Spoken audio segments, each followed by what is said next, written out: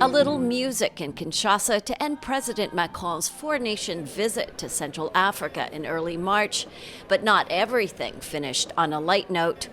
In the Democratic Republic of Congo, which is not a former French colony, some protested Macron's visit. Macron may face an uphill road selling his revamped Africa strategy, one he put to the test in his latest trip to the continent, which also included stops in Gabon, Angola, and the Republic of Congo.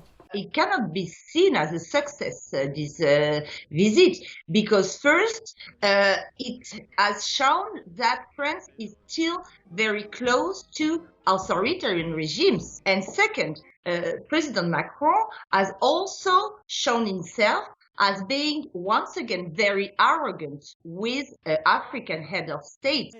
In February, Macron outlined an Africa policy marked by a reduced military footprint and balanced and respectful relations. In its former colonies, France is competing for influence against countries like China and Russia.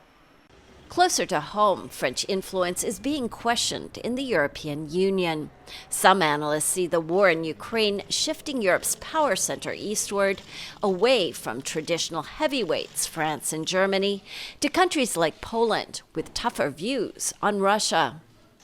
These countries and Ukraine have criticized Macron's call for maintaining dialogue with Moscow and considering its need for security guarantees.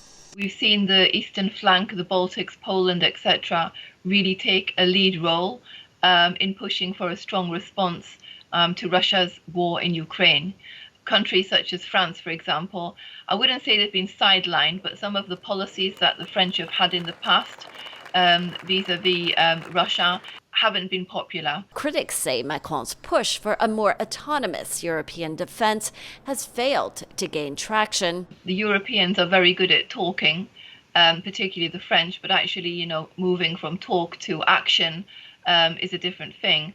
Still, other analysts believe France will remain an important player in a Europe defined by more than the Ukraine conflict. With all the other issues that are fundamental to the EU influence in the world, in fiscal issues, immigration, energy market, relation with the US, this is still something that happens between Paris, Berlin, Brussels, and a couple others. This is not something that had shifted to the east.